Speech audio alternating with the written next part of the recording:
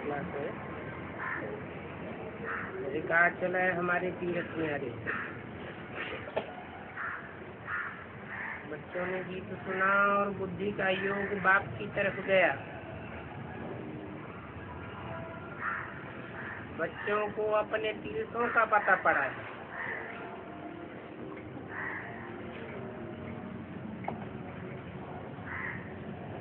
किनारे लगाने वाले स्थान कौन कौन से हैं? किनारे लगाना माना ठिकाना लगाना है। तो भक्ति मार्ग के भी तीर्थ और ये ज्ञान मार्ग के भी तीर्थ, परंतु तुम्हारा तीर्थ तो बहुत सहज है और तुम एक ही बार ये तीर्थ करते हो। वो तीर्थ तो जन्म जन्मांतर करते चले आए।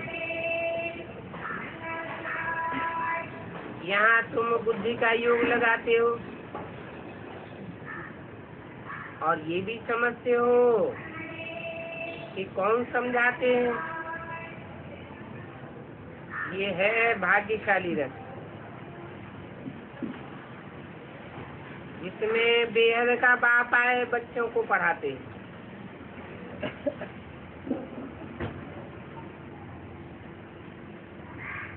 ये हद का बाप नहीं है। 500-700 करोड़ जो भी मनुष्य आत्माएं हैं, सबका बाप है।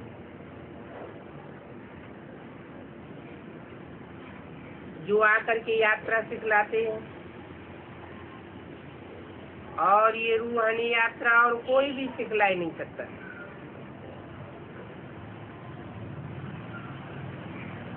क्योंकि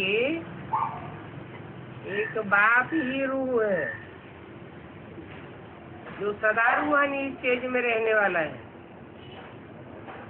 बाकी जो भी आत्माएं हैं सब देह अभिमान में आने वाली है। इसलिए ये रूहानी यात्रा कोई भी नहीं सिखला सकता।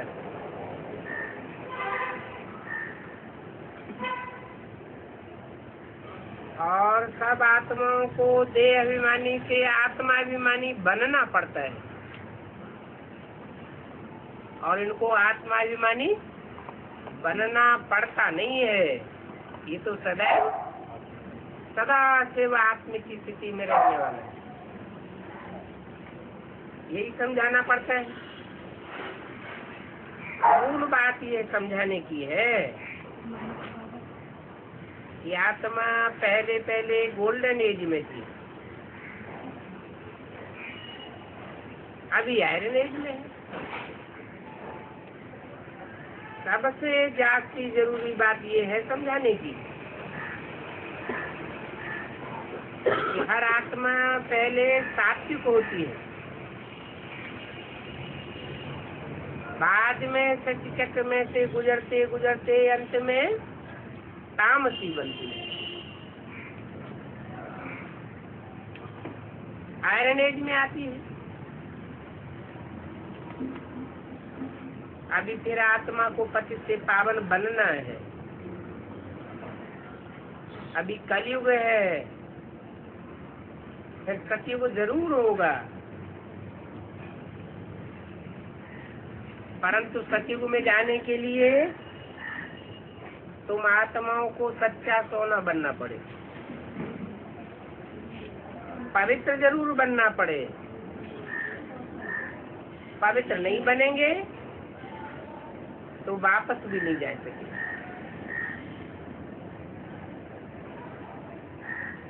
आत्माएं सब अविनाशी हैं।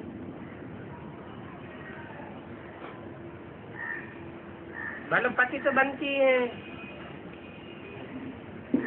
परंतु है अविनाशी। प्योर बनने के लिए या तो योग बल और दूसरा रास्ता क्या है?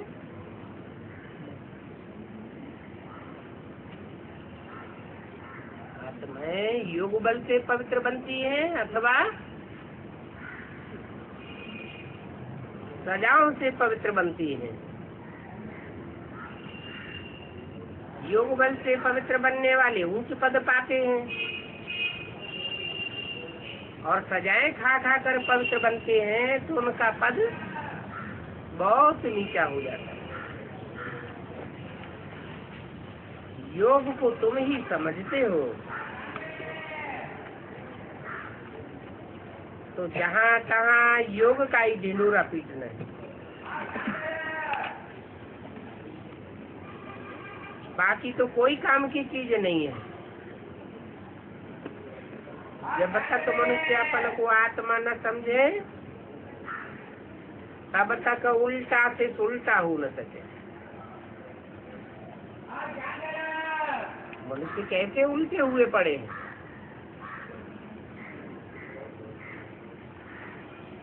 उल्लू का मिसाल दिया जाता है।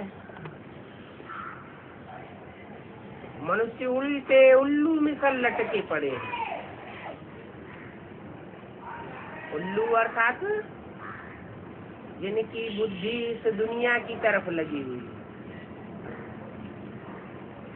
बाप आकर के उल्टा बनाते, अर्थात इस 5 तत्वों की दुनिया से, देह और देह के संबंधों की दुनिया से ऊपर उठाए ले जाते हैं, आत्मिक लोक में ले जाते हैं। तो अभी उल्टा बनना है। पवित्र बने बगैर कोई वापस जा ही नहीं सके। मूल बात है उल्टे से उल्टा बनने की। कहाँ भी जाते हो ये पक्का कर लो। विलायत में जाते हैं तो वहाँ बुद्धि का योग इधर उधर बहुत फैलता है।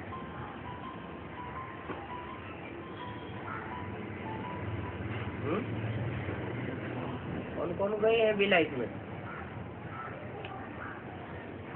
कोई नहीं गया? गए ना? तो वहाँ बुद्धि का योग इधर उधर फैलता है क्या भारत के मुकाबले? ऐसे तो कहते हैं भारत ज्यादा तामसी है। भारत बहुत तमोप्रधान बनता है, विदेश में इतनी तमोप्रधानता नहीं होती है। और धर्म न जाति तमोप्रधान बनते हैं, न जाति सतोप्रधान बनते हैं। तो और धर्म खंडों में जाकर के आत्मा का बुद्धि योग इतना क्यों फैलता है?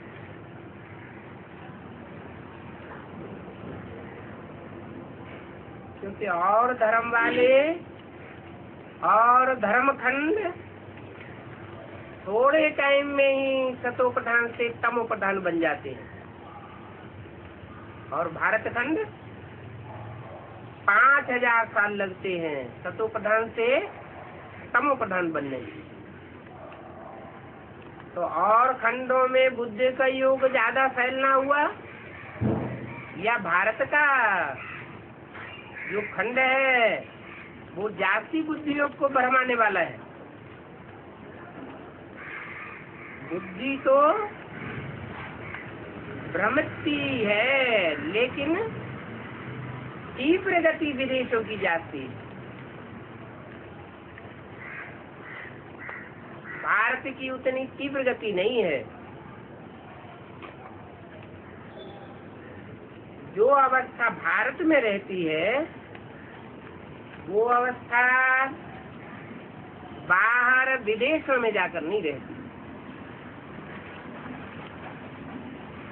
इसका एक और कारण है, भारत में भगवान आए हैं और विदेशों में भगवान नहीं आते हैं। तो हम भगवान से और दूर चले जाएंगे तो अवस्था नीचे आवेगी या ऊंची जाएगी? नीचे आवेगी। संग का रंग तो लगता ही है। फोटो में कोई बिरले हैं जो विदेश में जाकर भी अपन को आत्मा समझ बाप को याद करते हैं। दुनिया में कितने ढेर मनुष्य हैं। कोई भी अपन को आत्मा नहीं समझते। देह अभिमान में आए उल्टे लटक पड़े। तो कुछ उल्टा बनाने वाला भी चाहिए। मल्ल युद्ध करते तो उल्टा सुलाते हैं। तुमको भी अभी बाप सीधा रास्ता बताते हैं। पहले पहले तो ये पक्का करो, हम आत्मा हैं, हम देह नहीं है। उल्टे से सीधा जरूर होना है। अपन को आत्मा समझने बगैर बाप को याद करने का अकल ही नहीं होगा। मन मना भव कहना भी बहुत सहज है, परंतु कहने की बात अलग और उसका अर्थ भी समझे ना। बाप कहते हैं अपन को आत्मा समझ माम एकम याद करो, और सबकी बुद्धि देह के संबंधों में लटकी हुई है।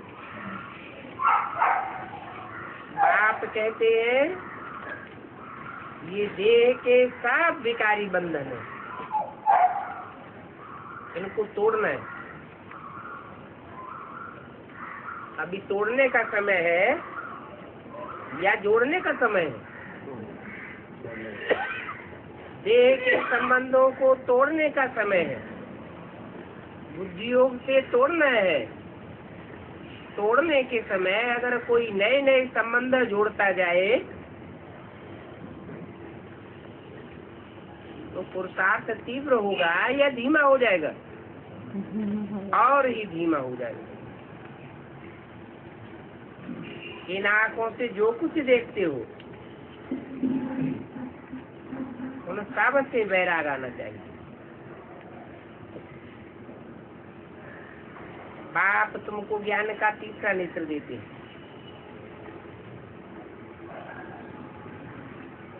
जो इन आंखों से नहीं दिखाई देता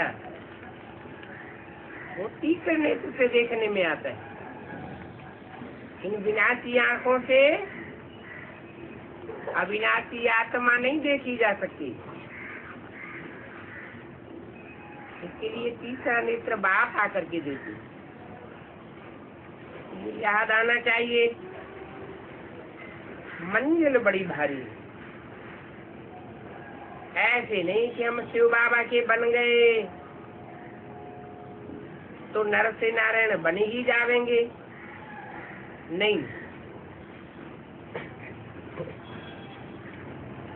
ऐसा सस्ता चना खाने का नहीं है, इसमें बहुत मेहनत है। एकांत में विचार सागर मंथन करना चाहिए। मैं आत्मा हूँ और मुझे आत्मा को जाना है अब अपने घर।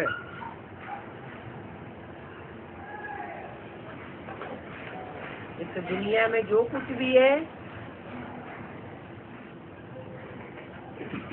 बल विलायत भी है, जानते तो हैं।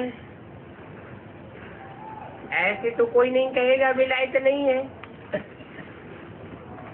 तो बाप कहते हैं बुद्धि में जो कुछ आता है उन सब को छोड़ रहे हैं और हमको अब अपने घर वापस जाना है। हम आत्मा सब मूल वतन में थे। सत्युग में हम बहुत थोड़े आए, बाकी सब शिवधाम में रह जाते हैं।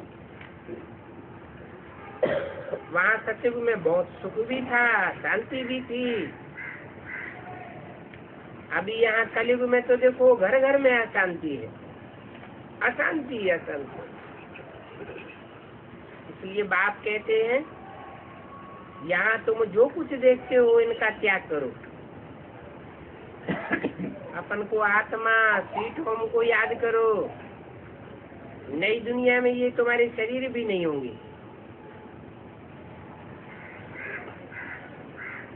ये शरीर भी तामसी 5 तत्वों के बने हुए हैं, क्योंकि आत्मा ही तामसी बन गई है तो आत्मा अविनाशी। वहाँ नई दुनिया में सिर्फ टोला बदल लेंगे, ये समझ की बात है ना। मनुष्य तो बिल्कुल बेसमझ बन पड़े। अभी तुम एक बार समझदार बनते हो 21 जन्म के लिए, फिर आधा कल्प के बाद तुम उल्टे से उल्टे लटक पड़े। कितना वंडरफुल खेल है, और वो भी अविनाशी खेल है। इन बातों को कोई समझ नहीं सकते। बल इन बातों को तुम अखबार में डालो, आवाज तो जरूर निकलेगा, परंतु जब आवाज निकलेगा तब तक टू लेट हो जाएंगे। विवेक कहता है आवाज सब जगह जाना चाहिए। इसके लिए बाबा समझाते हैं, परंतु कोई करे ना। क्योंकि चित्र भी है, चित्र में कितना क्लियर है। त्रिमूर्ति शिव बाबा हमको पढ़ा रहे हैं, फिर हम उस बुरी के मालिक बन जाएंगे। ब्रह्मा और विष्णु का भी कितना अच्छा राज समझाया। सभी बच्चों की बुद्धि में ये राज बैठा हुआ है। बच्चों से भी पूछा जाता है तो सब कहते हैं हम लक्ष्मी नारायण बनेंगे।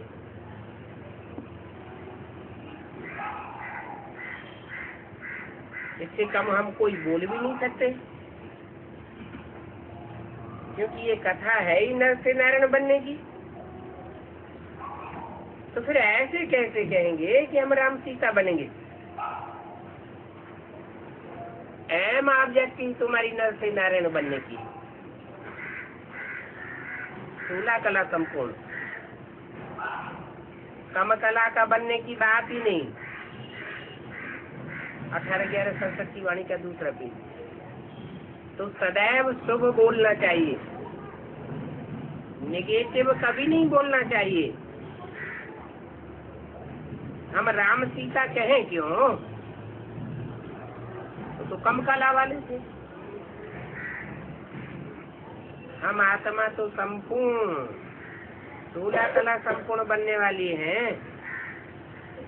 नामी ग्रामी भी सत्यनारायण की कथा है, घर घर में सुनाई जाती है, परंतु वो तो झूठी कथा सुनाते। अभी बाप आकर के नामी ग्रामी सत्यनारायण की कथा सुनाई रहे हैं। बाकी बच्चे ये तो समझते हैं सूर्यवंशी चंद्रवंशी राजधानी स्थापन हो रही है।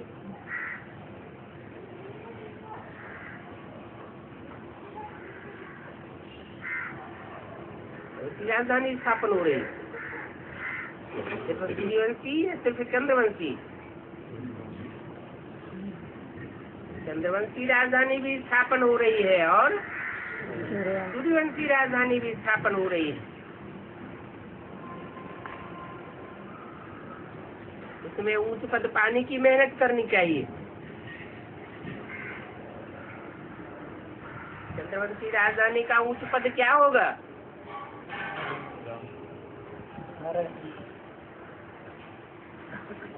चंद्रवंशी राजधानी का उच्च पद होगा राधा, और सूर्यवंशी राजधानी का उच्च पद होगा कृष्ण। जो ही स्वयंवर के बाद फिर लक्ष्मी नारायण कहे जाते। जो मेहनत नहीं करते हैं वो खुद भी समझते हैं हमसे इतनी मेहनत पहुंचती नहीं है। क्योंकि हम चार्ट ही नहीं रख सकते। क्या लिखेंगे? 5-10 मिनट से क्या पद मिलेगा? फिर भी शुक्र है जो यहाँ बैठे तो हैं। कईयों को तो अंदर में आता है, इससे तो हम चले जावे। गृहस्थ व्यवहार में जो रहते हैं वहाँ का खान पान, वायुमंडल, वाइब्रेशन कितना खराब हो जाता है।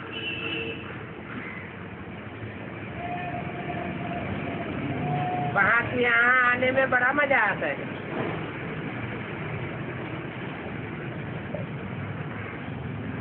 परंतु कोई कोई को फिर उस तरफ की कशिश जाती हो जाती है। बाप भी कहते हैं गृहस्थ व्यवहार में तो रहना है। यहाँ फिर कितनों को बैठा देंगे? तुम्हारा तो है ही बेहद का संन्यास, बुद्धि योग का संन्यास है। बुद्धि से पुरानी दुनिया को भूल जाना है। अपन को आत्म समझ उल्टे हो जाओ और बाप को भी यदि याद करना है। वहाँ सत्युग में तो याद करने की बात ही नहीं रहती। तुम सत्व प्रधान बन जाएंगे, फिर ड्रामा प्लान अनुसार थोड़ा थोड़ा करके नीचे उतरना होता है। सत्व प्रधान से फिर सत्व रजो तमो में तो सबको आना ही है। तो ये चक्र का राज समझना चाहिए। अभी शूटिंग होती जाती है, रिहर्सल का राज भी बुद्धि में आना चाहिए। रिहर्सल भी वैसी ही होगी जैसा ड्रामा होना होगा। रिहर्सल में भी नीचे उतरते हैं और ड्रामा में भी 5000 वर्ष के ड्रामा में भी नीचे उतरते हैं। तुम्हारी बुद्धि में एक एक सेकंड का सारा चक्र फिरता रहता है। बाबा की बुद्धि में सारा चक्र एक सेकंड में फिर जाता है। वास्तव में सुदर्शन चक्रधारी तो बाबा की आत्मा को कहना चाहिए। जो तुम आत्माओं को सुदर्शन चक्रधारी बनाते हैं, इस समय तुम ब्राह्मण हो, तुम ही सुदर्शन चक्रधारी बनते हो। देवताएं भी सुदर्शन चक्रधारी नहीं बनते। देवताओं को तो कहेंगे बुद्धू और तुमको कहेंगे बुद्धिमान बाप के बुद्धिमान बच्चे। तुम ब्राह्मण ही बनते हो बुद्धिमान। परंतु ये अलंकार जो विष्णु को दिए हुए हैं वो तुम धारण नहीं कर सकते। तुमको ये शोभेंगे नहीं, क्योंकि तुम्हारी अवस्था ऊपर नीचे होती रहती। ये विष्णु को शोभती है क्योंकि वो है संपूर्ण स्टेज। तुमको शोभती नहीं है क्योंकि तुम एक रस अवस्था में तो रहते नहीं हो। स्थायी रहे तो ये अलंकार भी देवे। तुम तो घड़ी घड़ी नीचे ऊपर होते रहते हो। बाप कहते हैं बच्चे लाइट हाउस बन जाओ। जैसे लाइट हाउस होता है, सब आने जाने वाले जहाजों को रास्ता बताता है। तुम भी लाइट हाउस बन जाओ, सबको रास्ता बताते हो। तो सबको शांति धाम जाना है। तुम्हारी बुद्धि में तो पक्का बैठ गया है या हमें शांति धाम फिर सुख धाम जाना है? सुख धाम में पवित्रता, शांति, संपन्नता सब कुछ होती है। तुम जानते हो 5000 वर्ष पहले हम आत्माएं शांति धाम में थी। अभी हम शांति धाम में नहीं है। अभी सब अशांति धाम में है। अभी फिर बाबा आया हुआ हमको ले जाने के लिए आया हुआ है। वो है ही सदा काल का शांति धाम वासी। वहाँ तो अशांति की बात ही नहीं रहती। शांति धाम में अशांति की बात क्यों नहीं रहती?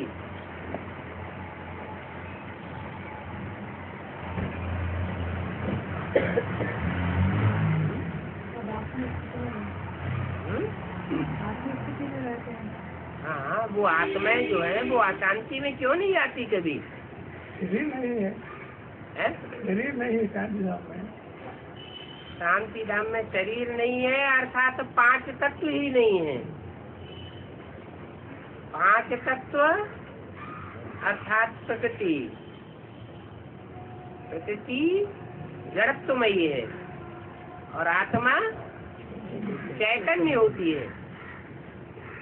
परंतु चैतन्य आत्मा भी जब शरीर में आवे तो नीचे उतरती।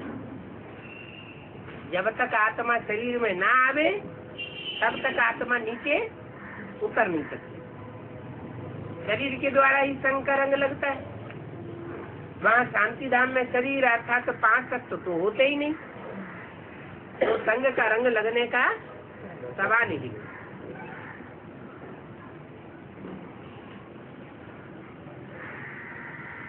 हम सुख धाम में जाएंगे वाया शांति धाम,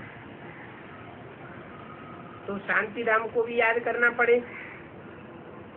बच्चे जानते हैं बाबा को आर्गन्स मिले हैं, डिफेक्टेड आर्गन्स मिले हैं या परफेक्ट आर्गन्स मिले हैं? परफेक्ट आर्गन्स मिले। हाँ, मैं पतित तन में आता हूँ, दुनिया ही पतित है, तो आर्गन्स भी कैसे होंगे? पतित आर्गन्स है, डिफेक्टेड है। बल कोई समो प्रधान कहते नहीं है उसको, बाप को।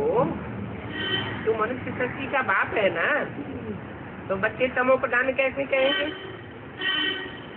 ये तो इशारे से समझा जाता है।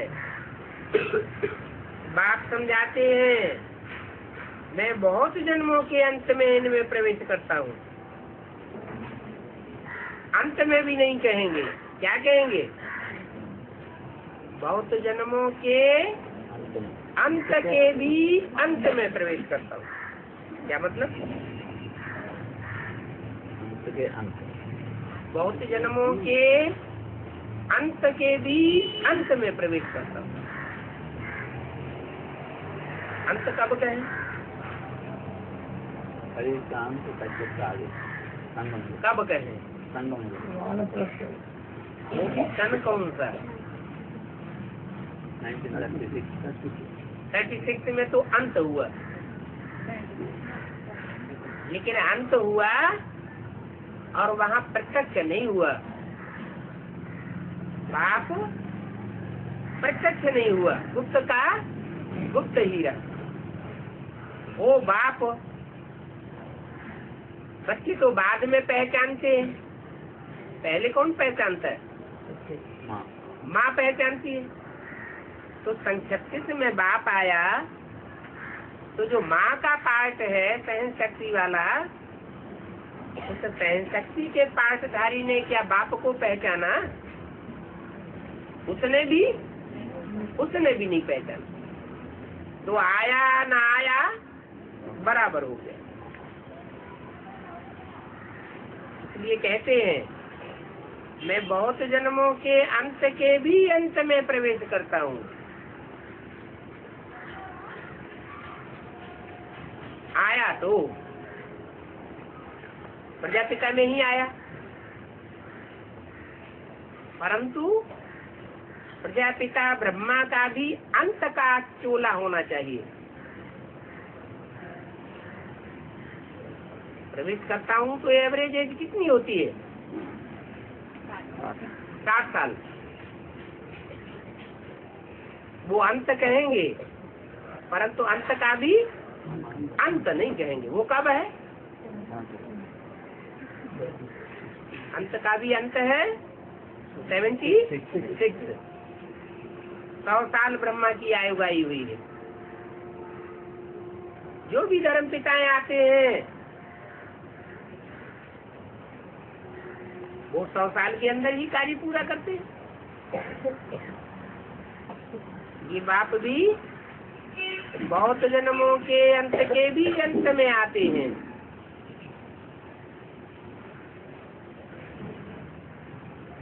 जबकि इनकी वानप्रस्थ अवस्था होती है तब आते हैं।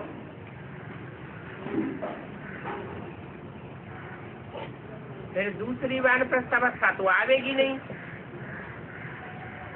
ये सिद्ध करके बताते हैं। मनुष्य तो मुझते हैं, इन ब्रह्मा को क्यों रखा है? अरे भले ब्रह्मा को रखा है, परंतु हम ब्रह्मा को भगवान तो नहीं कहते।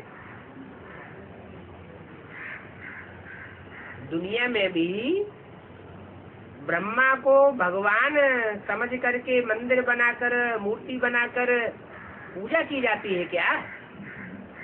दुनिया में भी भगवान ब्रह्मा को नहीं कहा जाता, उनकी पूजा भी नहीं होती, मंदिर भी नहीं बनते।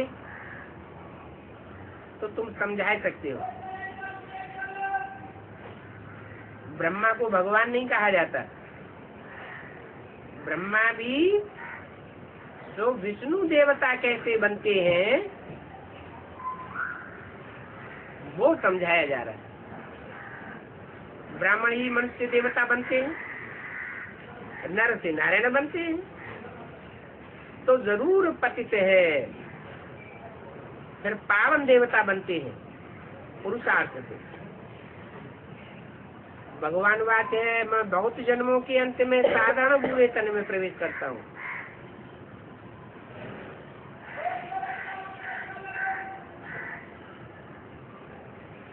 साधारण क्यों कहा?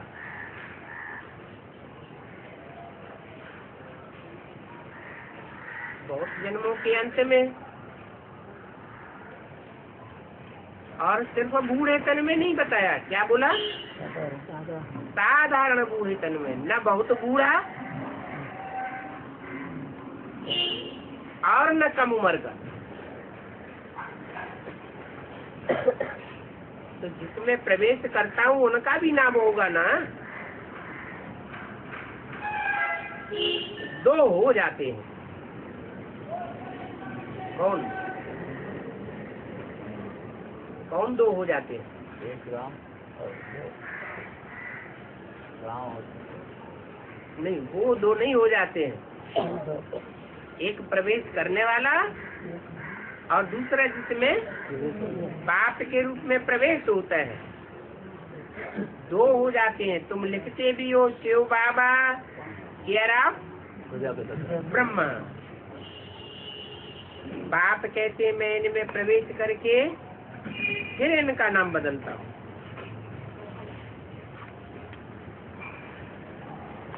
पहले प्रवेश करता हूँ। ऐसे नहीं साक्षात्कार हो जाए सन 36 में और तुरंत ही ब्रह्मा नाम पड़ जाए। नहीं, पहले प्रवेश करता हूँ। प्रवेश करने के बाद जब वाणी चलती है तब समझ में आता है ये ब्रह्मा का पार्ट। फिर इनका नाम बदल देता हूँ। माना सन 47 से पहले कोई को पता नहीं था। क्या कि दादा लेखराज का नाम ब्रह्म है। जब मुरली चलाना शुरू किया तो ये नाम प्रत्यक्ष हुआ ब्रह्म। माउंट आबू में आए तो ब्रह्मा कुमारी ईश्वरी विश्वविद्यालय उनके नाम पर खोला गया, परंतु ये तो एक ही हुआ। इनमें प्रवेश करता हूँ माना दो होने चाहिए। ब्रह्मा कुमारी विद्यालय ये रंग हो जाता है। कोई अपन को ब्रह्मा कुमार कुमारी लिखे ये रंग हो जाता है, तो क्या होना चाहिए? प्रजापिता भी चाहिए। तो इनका नाम बदलता हूँ, चाहे दादा लेखराज हो और चाहे प्रजापिता हो, वो नाम बदला हुआ है। ब्रह्मा भी नाम बदला हुआ है और प्रजापिता नाम भी, प्रजापिता ब्रह्मा नाम भी बदला हुआ है। बहुतों के नाम बदले, क्योंकि ये वेद का संन्यास होता है, सन्यासी बनते हैं उनका भी नाम बदलते हैं। यहाँ तो फिर वेद का संन्यास है। ब्राह्मणों के बाप का नाम भी जरूर ब्रह्मा ही होगा, और तो कोई हो नहीं सकता। ब्राह्मण शब्द बनता ही तब है जब ब्रह्मा की औलाद बने। जैसे शिव की औलाद शैव, विष्णु की औलाद वैष्णव, जिनकी औलाद जैन कहे जाते हैं। तो ब्राह्मण नाम भी तभी पड़ता है जब ब्रह्मा की औलाद बने। ये खेल कितना अटपटिया है। कल्प कल्प ये चक्र रिपीट होता है। आधा कल्प तुम्हारी जीत और आधा कल्प तुम हराते हो। हार और जीत का खेल बराबर बराबर है।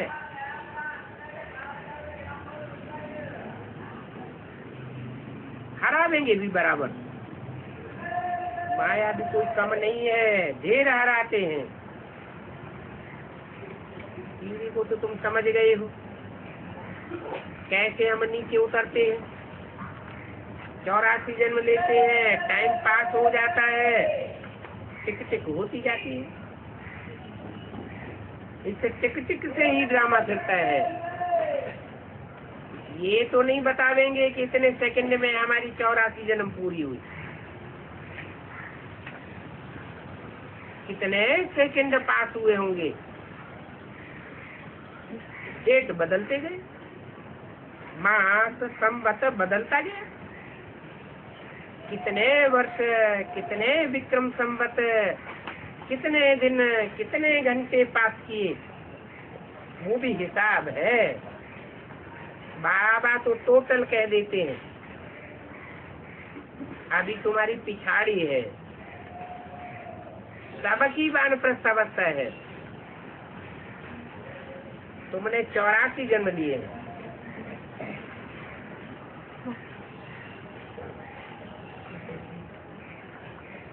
ये टिक टिक चलते चलते 5000 वर्ष आकर के पूरे हुए।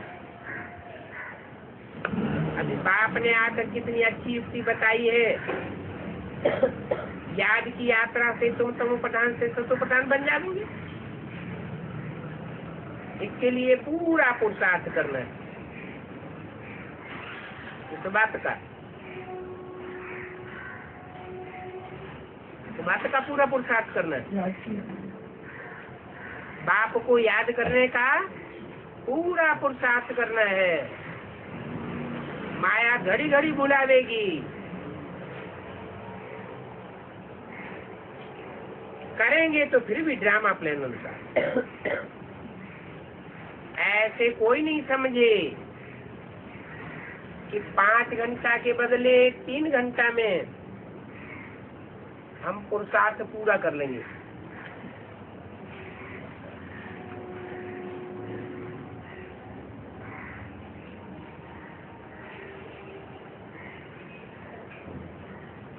पुरुषार्थ की गति ड्रामा अनुसार ही पास होगी। ऐसे नहीं कि 5 घंटे की गाड़ी 3 घंटे में चला लेंगे। ड्रामा प्लान अनुसार सबकी गाड़ी चलती रहती है। 18/11/67 की वाणी का तीसरा पेज। ये सब बातें अच्छी रीति समझने की हैं। आप सुनाते ही ये धारणा करने के लिए। स्कूल में पढ़ते पढ़ते जब बड़ी परीक्षा पास कर लेते हैं तो फिर पहली बातें भूलती जाती हैं, नई नई बातें बुद्धि में बैठती जाती हैं, क्योंकि पास हो गया ना। जो पास हुआ तो खत्म। अभी तुम समझते हो जो पास हुआ फिर 5-4 वर्ष के बाद रिपीट होगा। ड्रामा की समझ तुम बच्चों को अभी मिली। तो ड्रामा के अंदर हम 84 जन्म लेते हैं। हमारे सिवाय और कोई का पार्ट नहीं है 84 जन्म लेने। और कोई माने कौन? और धर्म में जो कन्वर्ट होने वाले हैं उनका पार्ट 84 जन्म लेने का नहीं है। और दूसरे किस्म के मनुष्य कोई भी इन बातों को नहीं जानते। और ये बातें तुम यहाँ ही आकर के सुनते हो, समझते हो, और तो कहीं से समझ नहीं सकते। 84 जन्मों अनुसार भक्ति करते आए।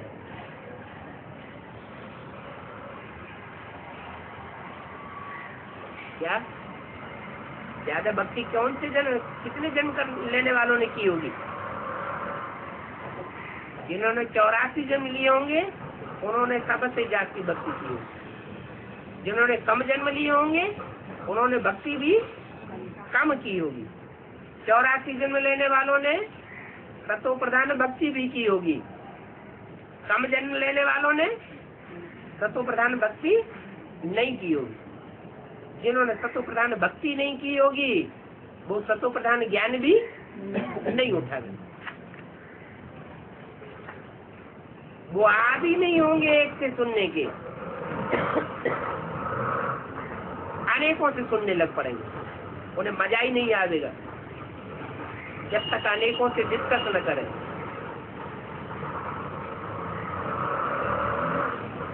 ज्ञान की फिर उसी अनुसार लेंगे।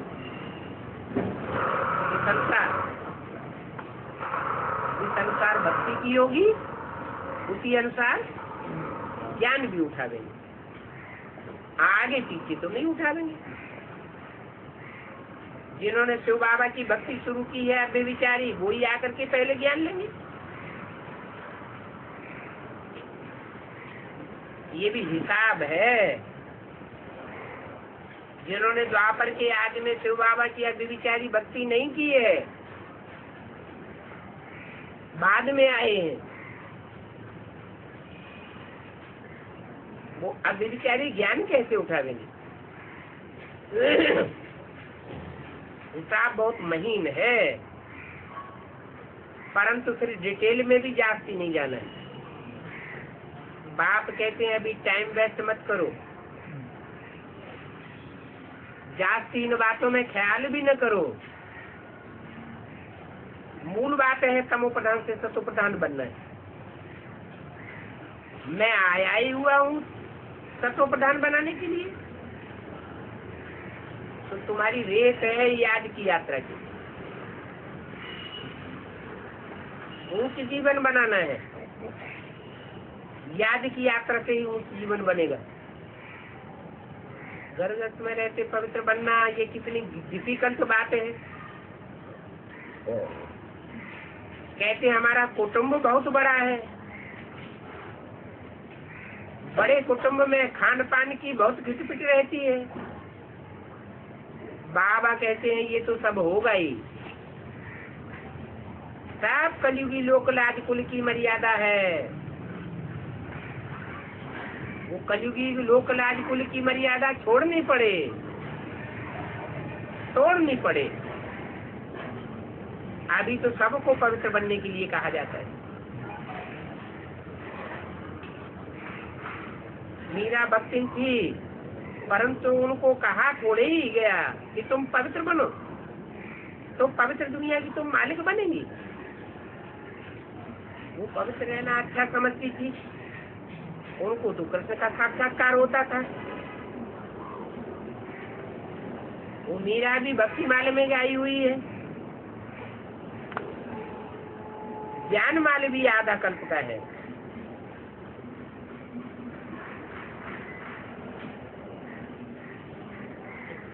तुम्हारी है ज्ञान की माला। एक ही स्कूल है, एक ही जगह तुम पढ़ते हो, कितने बेंचेस निकलते जाते हैं, नाम ही रख देते हैं सच्ची गीता पाठशाला। तो जब सच्ची गीता पाठशाला नाम रखा है, तो झूठी गीता पाठशाला कौन सी है?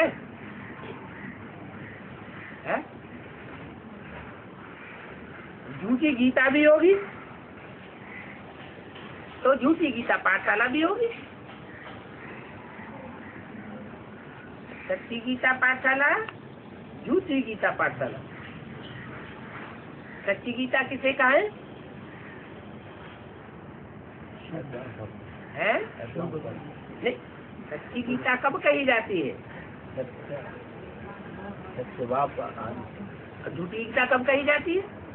कृष्ण का नाम डालने से झूठी गीता। जिनके दिल पर कृष्ण की छाप है, कृष्ण उर्फ दादा लेखराज ही गीता का भगवान है। जिनके दिल पर ये छाप पड़ी हुई है कि कृष्ण उर्फ दादा लेखराज ही गीता का साकार में भगवान है, उनकी है झूठी गीता पाठशाला। झूठी गीता पाठशाला और झूठी गीता, और तुम्हारी है सच्ची गीता पाठशाला।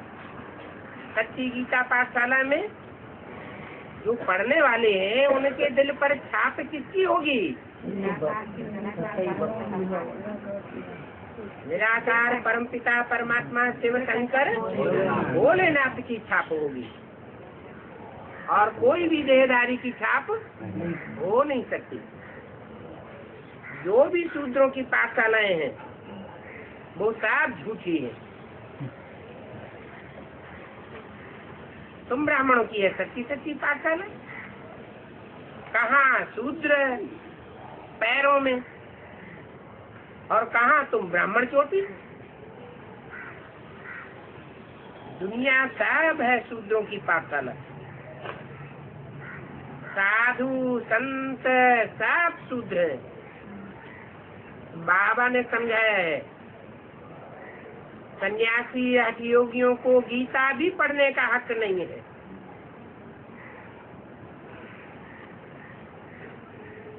गीता में तो सहज राजयोग सिखाया हुआ है।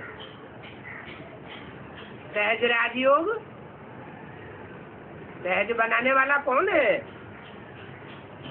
मुश्किल को सहज करने वाला कौन गाया हुआ है? एक ही परमपिता परमात्मा है, जो सब मुश्किलातों को आकर के पांडवों के लिए सहज कर देता है। उन सन्यासियों की हठयोगी गीता पाठशाला होनी चाहिए। उनका हठयोग है, लोग सहज राजयोग सिखाए नहीं सकते। घर गृहस्थ में रहते तुमको पवित्र बनाए नहीं सकते। क्यों?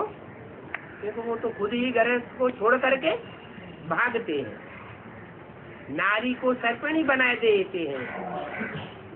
बाप कहते हैं नारी तो स्वर्ग का द्वार खोलने वाली। जो छोड़ करके भागते हैं, जो खुद ही छोड़ करके भागते हैं, वो स्वर्ग का द्वार कैसे खुलवाएंगे? ये राजयोग और कोई भी सिखलाई नहीं सकते। वो है ब्रह्म को, तत्व को मानने वाले तत्व ज्ञानी। वो इन बातों को मानेंगे ही नहीं। किनको मानते हैं? ब्रह्म को भगवान मानते हैं। ब्रह्म कहो, ब्रह्मा कहो, वो तो जंगल में रहते हैं, वो कोई घर गृहस्थ में नहीं रहते हैं। आजकल तो तमो प्रधान बने हैं, तो उनमें ताकत ही नहीं है। जो उनको जंगल आदि में कोई खाना आदि पहुंचावे, नीचे उतरने से उनकी ताकत ही खत्म हो गई। सतो प्रधान से तमो प्रधान बन पड़े हैं। जो पहले पहले आते हैं उनमें ही ताकत रहती है। पहले पहले आने वाले हैं ही देवी देवताएं, इसलिए नाम होता है। तमो प्रधान का नामाचार नहीं होता है, सतो प्रधानता का ही नामाचार होता है। ऊपर से कोई नई आत्माएं आती हैं तो भी उनका नामाचार हो जाता है।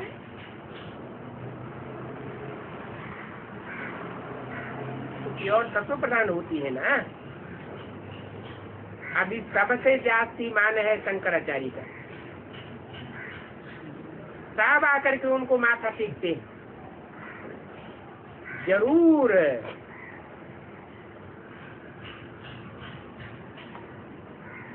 वो बाद में आने वाली आत्मा होगी या आदि वाली आत्मा होगी?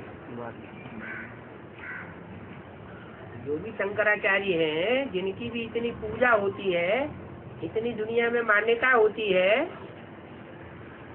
इतना मान मर्तबा होता है या कोप है, तो कम जन्म लेने वाली आत्मा है या 84 जन्म लेने वाली आत्मा है? कम जन्म।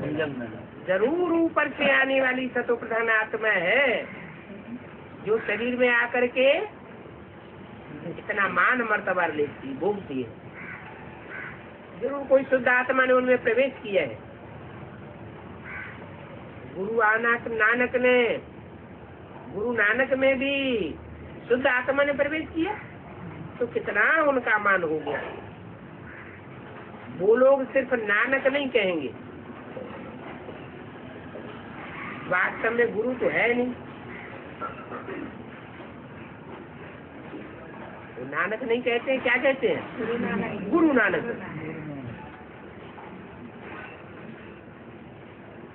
गुरु होते तो सब सिख समुदाय की सदगति करके जाते। किसकी सदगति तो कर नहीं सके। कहते भी है सदगुरु अकाल मूर्त। क्या सदगुरु कौन है? जिसको कोई काल खा नहीं सकता। गुरु नानक को तो काल खा गया। जो भी धर्म पिताए हुए सबको काल खा गया। कि वो हम कहने वाले जो शंकराचार्य हैं, जो भी हुए उन सबको काल खा गया। अपने मुख से उनकी महिमा भी करते हैं सदगुरु की, फिर अपनी पूजा बैठ कराते हैं। अरे अकाल मूर्त तो वो है जिसकी महिमा गाते हैं, एक ओंकार सदगुरु अकाल सच्चा सदगुरु। बाकी तो ढेर हैं, कितने उनके फॉलोअर, परंतु गुरु तो नहीं। परंतु नाम पड़ता है तो उनको घमंड आ जाता है। गाते भी हैं मनुष्य को देवता की करतन लागी बार। सदगुरु अकाल मूर्त वो है जो 1 सेकंड में मनुष्य को देवता बनाई देता है। ब्रह्मा को 1 सेकंड में विष्णु बनाई देता है। वो बाप ही आकर के तुमको कहते हैं बच्चे, ये बच्चे बच्चे और भी कोई दूसरा कह नहीं सकता। वो तो अपने शिष्य बनाते। आत्मा तो अकाल मूर्त है, ये तुम्हारा अकाल तख्त है। सभी मनुष्य मात्र को अकाल मूर्त आत्मा का तख्त है।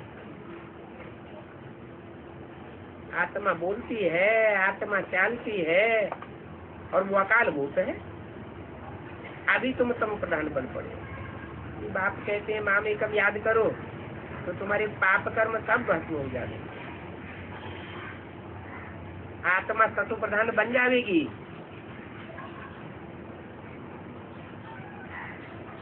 तो तुम्हारी अहम ऑब्जेक्ट ही है चतु प्रधान बनने की। हम ये लक्ष्मी नारायण बनते हैं। अभी हम था संगम युग पर, अभी ड्रामा पूरा होता है, हमको वापस जाना है, ये भी याद करना पड़े, तब तो विक्रम विनाश हो। कितना समझाते हैं। अच्छा मीठे मीठे रूहानी बच्चों पर रूहानी बाप दादा का याद क्या गुड मॉर्निंग।